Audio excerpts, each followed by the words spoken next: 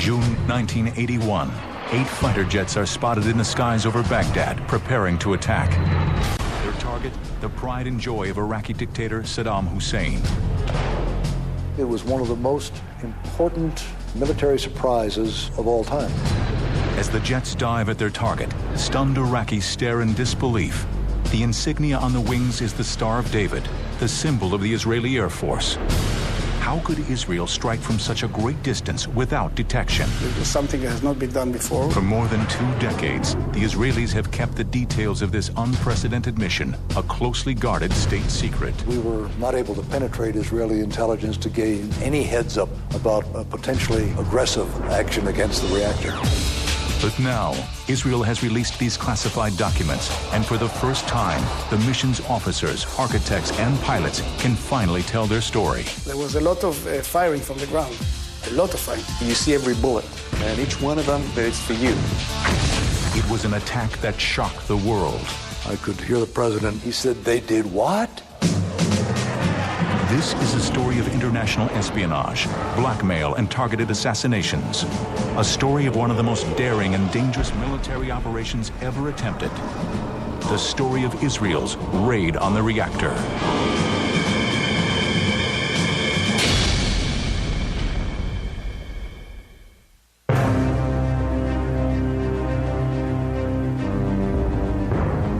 It is early in June 1981. Despite relative peace between Israel and the Arab world, Israeli Prime Minister Menachem Begin gives the green light for a top-secret military operation to proceed.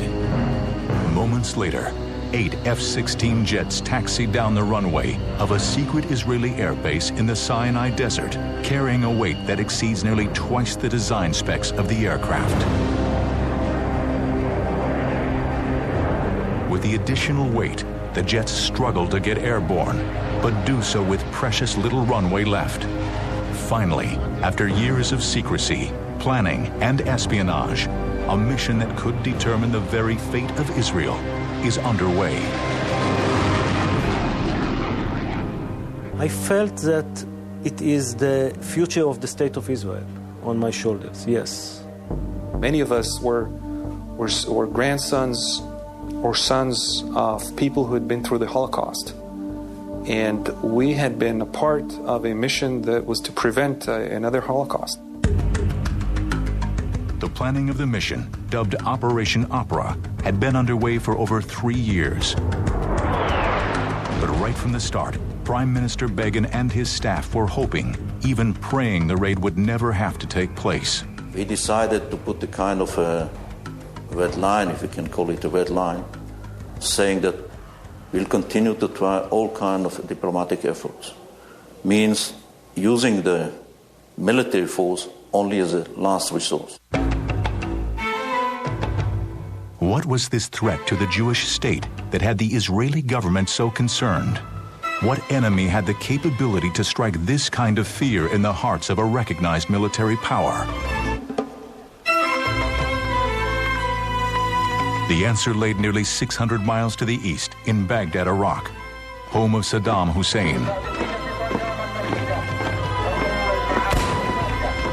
An article appeared in one of the major Baghdad newspapers saying that they would have a nuclear bomb to neutralize Israel. In his 1987 bestseller, First Strike, Israeli author Shlomo Nachdimon describes a nightmarish scenario that in 1981 was all too real. In the skies over Tel Aviv, an unidentified Boeing 707 is spotted approaching from the sea. All of a sudden, a huge dark object falls from underneath the airplane's wing. Would Saddam actually have used the nuclear bomb against Israel? Knowing Saddam Hussein, I think you have the answer.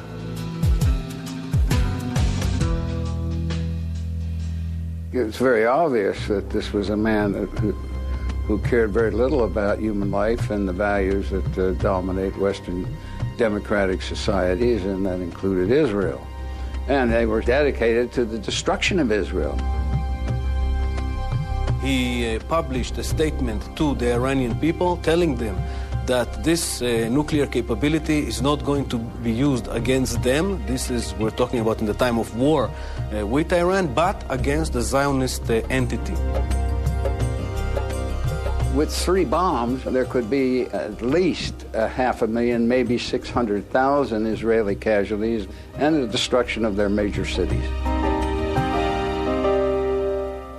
Whatever Saddam's intentions were, he knew Iraq did not possess the resources necessary to develop a nuclear weapon.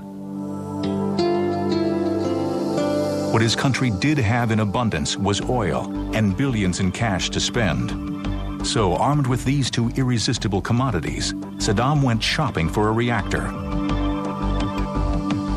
and quickly found a supplier, French Prime Minister Jacques Chirac and the French government. Chirac and Saddam Hussein had become quite close and had struck a contract whereby France would build this nuclear reactor. France charged him $200 million. He bought Mirage jets and 7,000 Renaults. I was interested in that story because it was too good to be true, too nicely, too clean, everything was too perfect. Jean-Pierre Van Geert is a renowned French investigative reporter, famous for uncovering government secrets and scandals for over 40 years. It was Van Geert who first broke the story about the questionable dealings between France and the notorious dictator. During his investigation, he also uncovered possible evidence that Saddam had induced and enticed French officials to cooperate. The French official got back from Iraq oil, contact in the Middle East, and they got money. When the agreement was announced in 1975, the French government defended their actions. The facility would be purely a civilian reactor, used for energy purposes only. While many accepted this explanation, there were those who doubted the rationale. Here was a nation that didn't need energy resources, didn't need nuclear energy, run by a nefarious thug, a killer. And what could one properly assume? Publicly, he claimed that this is for energy, for capability of scientific, peaceful goals. Privately, we know from scientists who worked, their goals were based on the assumption that 2 to 3 bombs will demolish the state of Israel, and those were the numbers that they were working on. Everybody knew the real meaning of that construction would have been a military purpose. Within weeks of the announced agreement, construction on the reactor began just outside of Baghdad. Saddam named the soon-to-be-built reactor after the Babylonian month of Tammuz, the very same month in which Nebuchadnezzar began his assault on the Jewish people in 586 BC. But these developments failed to raise concerns by any nation other than Israel, who regarded the situation with pessimistic trepidation. Obviously, satellite photography was providing data on the construction of a reactor. I recall having seen it or mention of it during the transition from the Carter administration to the Reagan administration, but I don't recall that we paid any particular attention to the progress of that reactor, nor were we particularly alarmed by it. There was no attention given to it. Having verified the capabilities of the reactor through several international independent sources, Prime Minister Begin found himself with only one option: set into motion a plan, either through diplomacy, espionage, or military action, to stop the reactor from going hot. He then tasked the head of the IAEA to search out several possibilities of how they could go about neutralizing this, and that's what began this whole mission.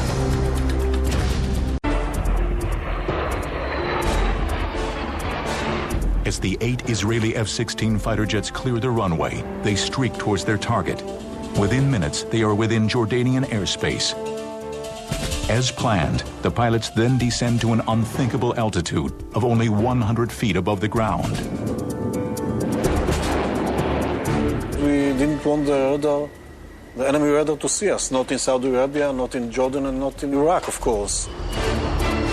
Then, as they approach the Gulf of Aqaba, disaster strikes. And they flew right over this beautiful yacht, King Hussein of Jordan's yacht, and he looked up and saw 8 Israeli fighters heading east right above his yacht, which of course was shaking. And he figured out immediately what it's all about. So he called his officer on the ship to call command center in Amman to tell the brothers that the Israelis are coming to knock up the reactor. The pilots, unaware of the potential danger below, proceed on course. They initiate radio silence and will continue this way until they are ready to attack their target. The necessity for such a dangerous mission came only after all other attempts to halt the construction of the reactor failed. We concluded our assessment that we are going to have to act. Leaving him with very few alternatives, Begin reluctantly instructed his military commanders to begin planning Operation Opera. At the same time, Begin instructed the Mossad, Israel's famed secret service agency, to proceed with their own particular methods of delaying the construction. They decide to give lessons to prove that they can do things. And they did.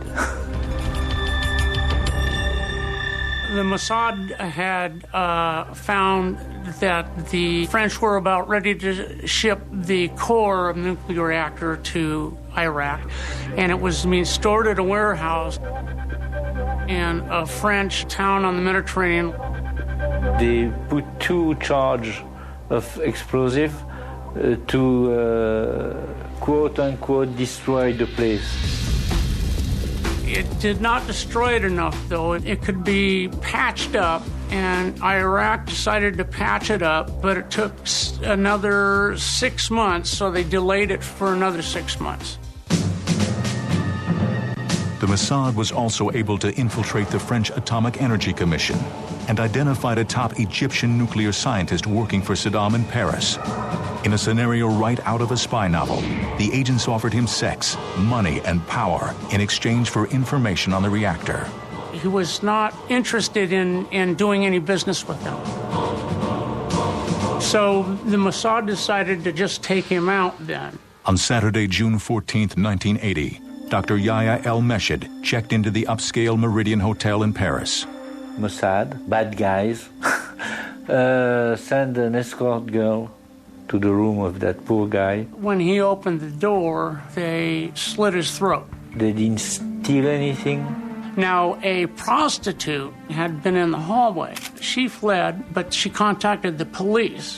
And before she was able to be interviewed, a black Mercedes ran her over and then disappeared. So she was killed before she was able to say anything. Over the course of the development of the reactor, various news agencies reported that nearly a dozen nuclear scientists working on the project lost their lives. Many of the deaths were blamed on the Mossad. There were some successes all the way. I cannot refer to details, but it's been done. Despite the espionage, the murders, the sabotage, it was clear to the Israelis that nothing was going to stop Saddam from completing the construction of the reactor. There was a moment that the Mossad notified the Prime Minister that they had exhausted all of their resources. And at the moment this notice was received, it was clear it was a green light for the attack. After escaping Jordanian airspace apparently undetected, the 8 F-16s enter Saudi Arabia airspace. Here, avoiding detection will be even more difficult. The Saudis have recently taken delivery on a fleet of AWACS spy planes from the U.S. that patrol Saudi Arabia continuously, searching for enemy encroachments. To further complicate matters, the landscape has changed drastically. Flying just 100 feet above the ground now becomes a challenging task, even for the most seasoned of the Israeli pilots, as they must negotiate the peaks and valleys that dot the topography.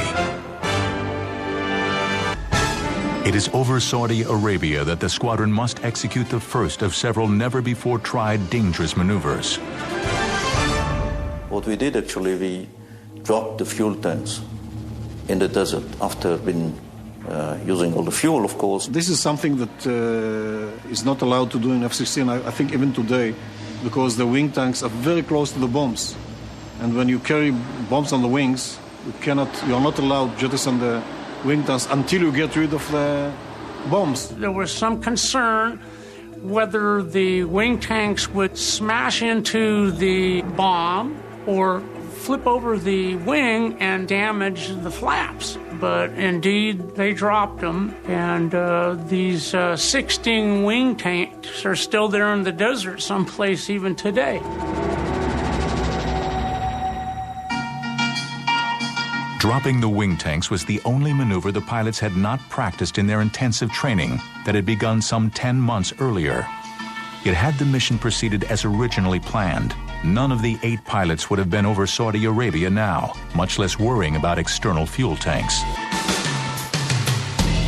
We didn't have F-16. F-16 arrived only July 1980. Ivry's initial plan called for an armed incursion into Iraq, but a similar mission by the United States military to rescue the hostages in Iran was a complete failure, and one which forced the Israelis to rethink their plan.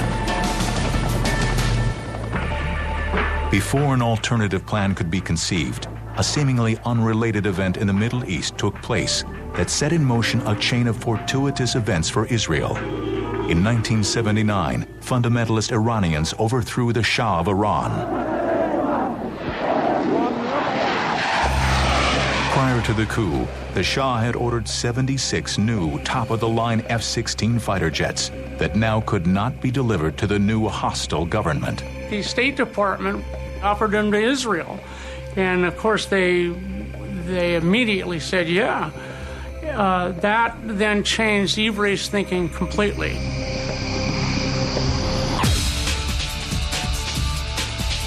The F-16s would require a new squadron made up of Israel's top guns. Ultimately, this elite group would be the ones to pilot the mission, though at the time, they were unaware of this distinction. The General Ivry called me and Lieutenant Colonel Raz, and he told us that he picked us as the first commanders because we had an experience in air-to-ground missions. And he would like us to concentrate on air-to-ground missions. On the way back to our base from his office, we were wondering, what was that all about? Regardless of the directives, all the pilots were exhilarated to be chosen to initiate Israel's state-of-the-art fighter. It's cozy. It's built like a glove. It's built for the pilot. It was built by pilots. Much easier to fly than an F-15. A lot of thought for the pilot's ability to do a lot of things at the same time. Maneuver the airplane while operating the radar systems, the weapon systems. So it's a fighter pilot's fighter. It was only after the pilots had returned from their formal training in Utah that General Ivry revealed the details of the mission to the group. Their reaction was as he expected. I was shocked because I didn't know that Iraq had a nuclear program, let alone thought about getting to Baghdad, which was quite a distance away. It didn't cross our mind that it was anything like this. There was a big map on the wall with a small pin southeast of Baghdad, and we were told that there is a nuclear reactor there. We thought that they are planning a mission to destroy it. Once the mission was revealed, the real training began. We had trained at flying at a very low altitude for a long time in a close formation, and the F-16 had special problems that had to be dealt with. The airplane was single engine, so we thought maybe a single engine. We used to fly on twin engine, and this is a single engine. What happened with the engine quit on us? But there's another engine in the seat, the ejection seat. route itself would take the pilots first over the southern tip of Jordan, then across northern Saudi Arabia, both sworn enemies of Israel at the time. After crossing the Saudi border into Iraq, the pilots would set a course straight for Baghdad. Because the mission would be over 1,200 miles in distance, the pilots had to figure out a way to train, simulating that distance while remaining in Israeli airspace. Israel still had part of Sinai, and we could fly through Sinai down to Sharm el-Sheikh and then even down into the Red Sea and come back. We had to fly several times back and forth to simulate the range. The youngest of the F-16 pilots was a 26-year-old captain named Ilan Ramon, who will always be remembered as Israel's first astronaut, and was one of 7 who perished in the Space Shuttle Columbia tragedy in 2003. Back in 1980, Ramon was eager to join the elite group of pilots and contribute his specialized skills to the mission. The first person I shared this secret with was Captain Ilan Ramon. With his childish smile, told me that it's slightly out of range. Well, you can fly there, but you cannot land back in Israel. If you want to land in Jordan, then it's possible. Ilan Ramon was correct. Since mid-air refueling was not an option, the F-16s had to be modified and scaled down. This meant adding 2 additional fuel tanks, one under each wing, and eliminating everything but essential equipment, which in effect would make the aircraft defenseless. We didn't take with us any jamming pods, which are for self-defense against electronic measures, I mean radars and so on. But from their perspective, they were like flying ducks in some way. They did a mission and coming back home like flying ducks and had to, without any capability to defend themselves. As the target date fast approached, the Mossad kept an eye on the progress of the reactor, utilizing top-secret U.S. spy satellites. The satellite access allowed Israel to monitor every detail of the construction. It grew from just this one dome-shaped reactor that the French sold them to kind of a nuclear Oz.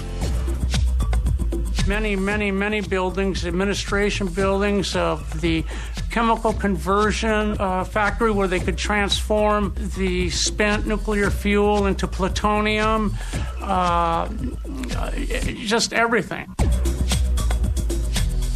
The photos revealed the facility had been impressively fortified with new batteries of anti-aircraft artillery and strategic surface-to-air missiles known as SAMs. Clearly, the situation in Baghdad had progressed faster than anyone could imagine. Then, on June 1st, the French newspaper Le Point reported that the construction of the reactor was complete. It would now only be a matter of months before the facility was fully operational. 5 days later, Prime Minister Begin summoned General Ivry to his residence. The operation, he announced, will take place the day after tomorrow, Sunday, June 7th.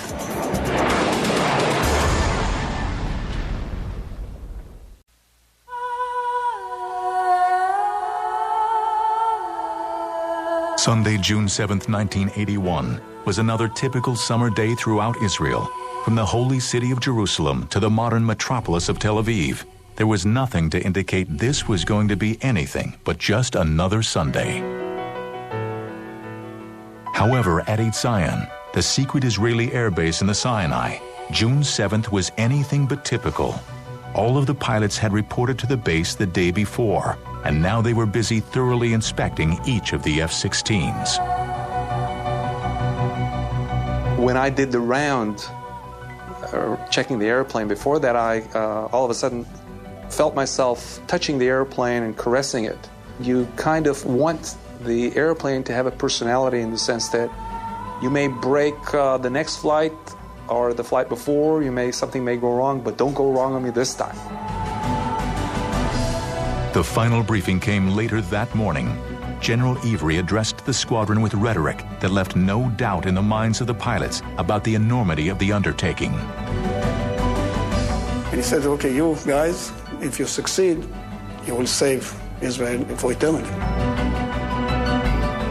I told him, listen, there's one simple fact. They cannot stop us from getting there. I don't know if we can come back. They cannot stop us. After the briefing, the pilots had several hours to be alone with their thoughts and to contemplate what lay ahead. Amir Nahumi, who would lead the second of two formations, was overwhelmed. There, when I first felt the gravity of this mission, how heavy it is for us. I distinctly remember that I felt that Ilan Ramon, who was my wingman, and myself were going to be killed, and couldn't share the information with my wife or anybody else. And I remember that I came to peace with myself on the day of the mission, because I'm named after my grandfather, who had died in a concentration camp. And I felt that I'm flying for him, and there's some calm in it, that you know that there is a meaning to whatever happens to you.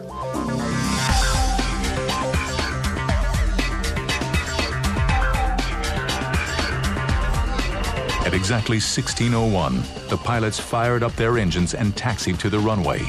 In an attempt to carry as much fuel as possible, the jets underwent a very dangerous and precarious maneuver called hot refueling just prior to takeoff. It was something that has not been done before. We brought the tankers to the runway. We just connected them to and while we was waiting for the time to take off, we was topping up the airplane. I personally had a problem with fuel transfer. My airplane was not refueling. If you were not able to refuel, basically you weren't able to come back. Moments later, the squadron's technical officer gave the pilots the thumbs-up signal. One of the major concerns for Zev Raz, who was the lead pilot, was getting off the ground. And indeed, when they finally started taxiing down the runway, he wasn't gaining enough speed. As he was passing by these different markers where normally you'd be up and heading off into the blue, he was still on the tarmac. He was afraid he was going to run out of runway. Despite the burden of the heavy load, all 8 of the F-16s lifted off and headed east. The mission was underway.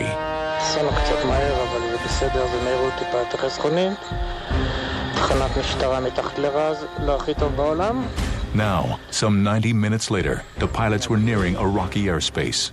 I think as fighter pilots, and getting used to being scared, which is part of the job, you occupy yourself with the technicalities of flying.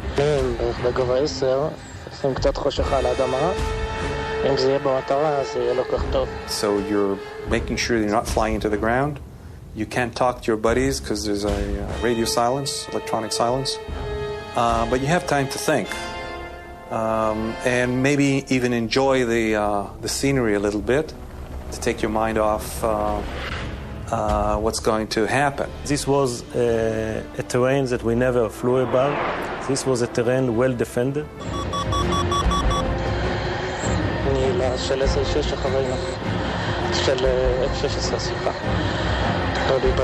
At 17:35, the pilots passed the Euphrates River in western Iraq, the designated landmark to begin the bombing runs.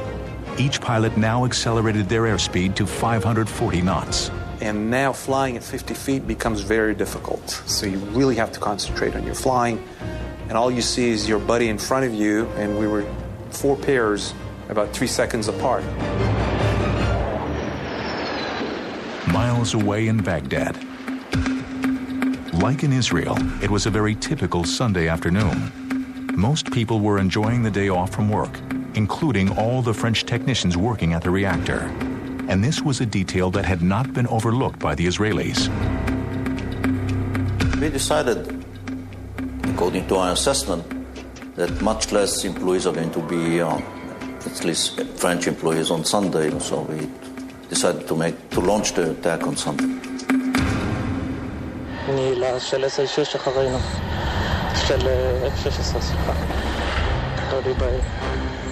The time the raid took place was also factored into the attack strategy.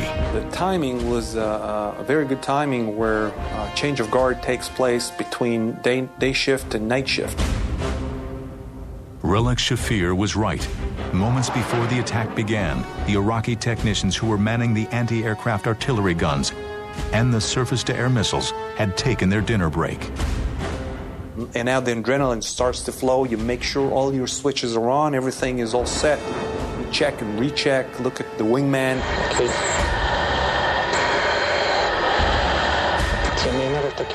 Where the other guys are, look forward and wait for the fire to begin. Relek and the other pilots would have to wait for the anti-aircraft firing to begin, because for some inexplicable reason, the guards at the reactor site had turned off the radar that could have intercepted the attacking F-16s. When we turned on the radars and we saw that there were no fighters over Baghdad, we were really surprised. We were surprised, and in a way we were even disappointed. We expected them to be over Baghdad because the war was going on, because we knew that they could see us at least 15 minutes before. All the attention was towards east, and they didn't expect somebody coming from the west. The jets accelerated to 600 knots and pulled up to an altitude of more than 4,000 feet. With the target in sight, they were now ready to begin their dive. But as the jets screamed towards the target, Zev Raz discovered he had misjudged the dive point and would not be able to hit the reactor dome. So Yadlin, his wingman, cut in underneath Raz and became the #1 bomber instead of Raz. In the meantime, Raz did a loop-de-loop with his plane and came in behind Yadlin.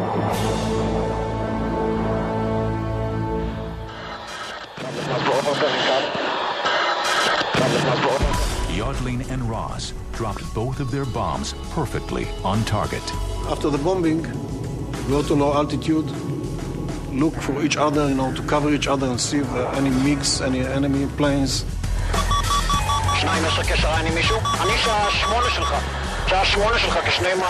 Any surface-to-air missiles fired at us, we saw nothing. So then after something like, I think, 2 minutes of flying at low altitude, at high speed, we climbed to 40,000 feet. By the time Relek Shafir and Ilan Ramon made their run, the Iraqi guards had scrambled back to their posts and had opened fire.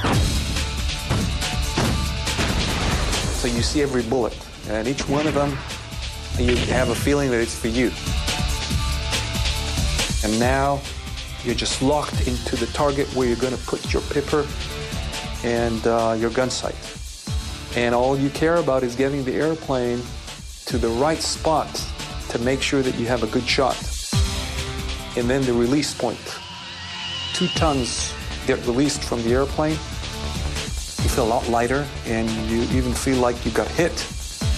And then there's a release of tension. Even though you're right above the target, you've accomplished the mission. Even if you get shot now, you've let the bombs go into the target. We were used to having raids because it was the Iran-Iraq war at the time. So every now and again we'd have an air raid warning and planes would come over. But this was very different. There was just the explosion, no warning or anything. And then suddenly all the anti-aircraft fire went up. Of the 16 bombs that were dropped, each one had hit the target.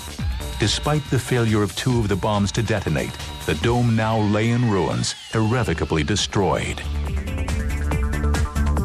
I was wondering if this is how it looks when it's destroyed, because I didn't see the dome anywhere. There was a lot of smoke, and it looks to me like a big hole in the ground. The combination of the large bombs, accuracy of the weapon system, and the skill of the pilots, that was good enough. First thing I thought, okay, we did it.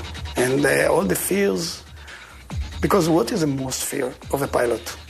Is not to get killed, is to blow the mission.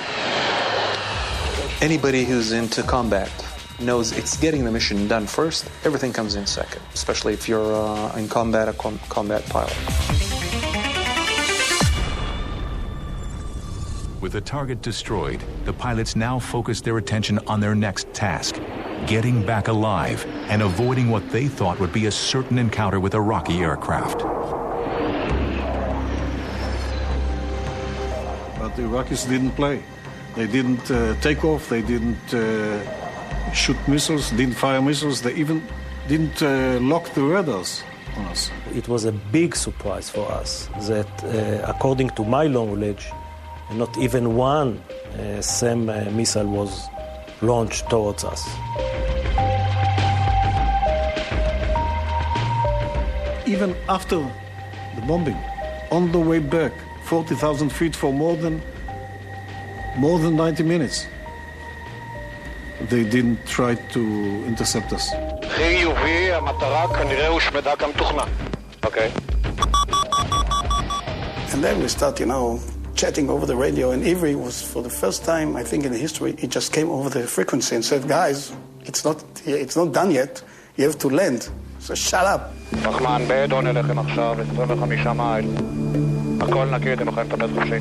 Unabated by enemy Iraqi aircraft, the 8 F-16s set their course for 8 Zion Air Base and what pilots hoped would be an uneventful flight back. Now, it was just a matter of having sufficient fuel for the 600-mile trip. All of us came back, but with not the last drop, but very, very, very close to that. Minutes after the attack, Begin received a call from General Ivry. The bombing was a complete success. 90 minutes later, he received more good news. All the pilots had returned alive. Everything had gone as planned. The only miscalculation was Relic Shafir's prediction that he and Ilan Ramon would not make it back alive. When I got out, Ilan was in the next shelter, and we just hugged for about a minute, Didn't say a word, we just hugged each other for about a minute. If you touch someone, you know you are okay.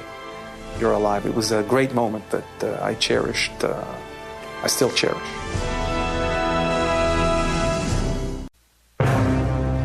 The Iraqis were not the only ones surprised by the raid. It seemed the entire world was caught off guard.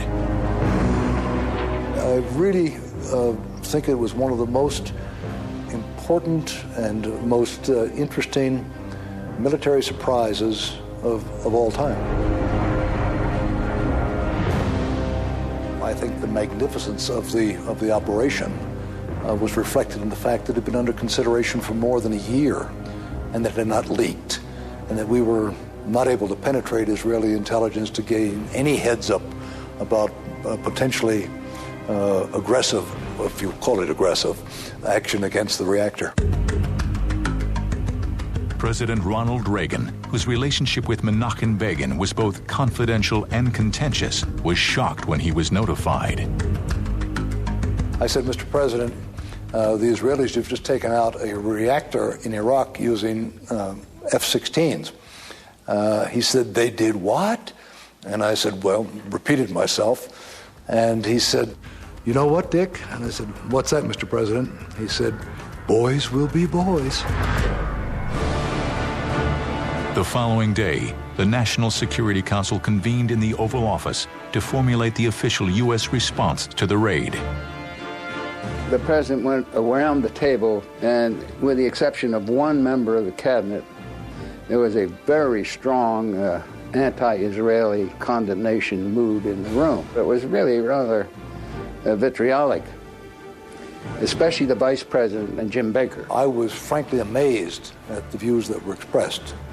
The vice president, George Bush, a longtime friend, was very vehement in his criticism of the Israelis, strongly urging that some sort of punitive action be taken. Jim Baker, the chief of staff of the White House, was of the very same opinion. Then we finally got around to me, and I said to the president, before this is over, we'll be on our knees thanking God Israel did what it did. As Israel had expected, the UN voted unanimously to condemn Israel for the attack.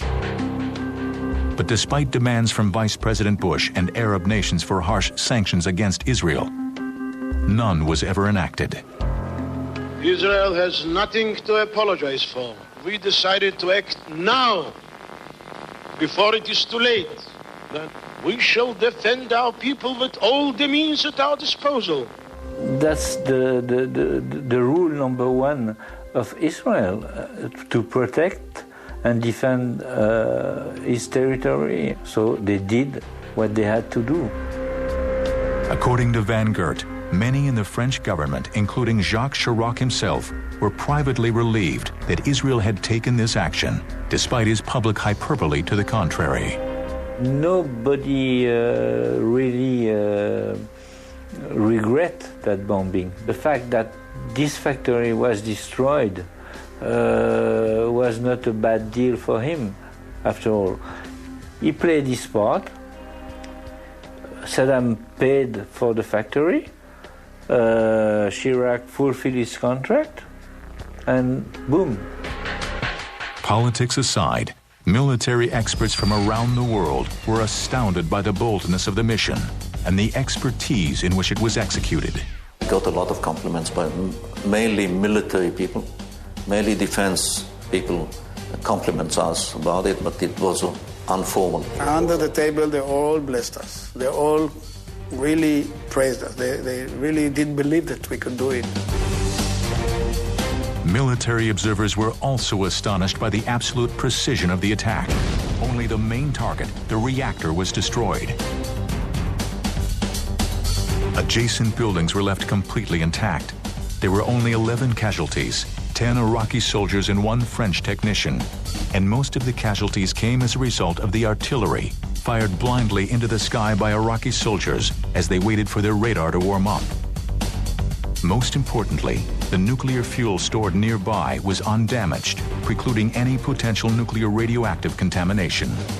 Well, it was superbly done, and the men who did it were superb professionals. I thought it was absolutely stupendous. It was hard for me to imagine that this could have been done so expertly. Had to have been a long time in planning. It was performed brilliantly, nearly flawlessly. The condemnation of Israel was vociferous, but short-lived. But the Israelis accepted the criticism in exchange for what they saw as security from certain catastrophe. Israel put an end to his nuclear ambitions. They had restored the balance of power in the Middle East and neutralized a potential very violent dictator. It would be nearly a decade before the rest of the world understood the significance of the mission.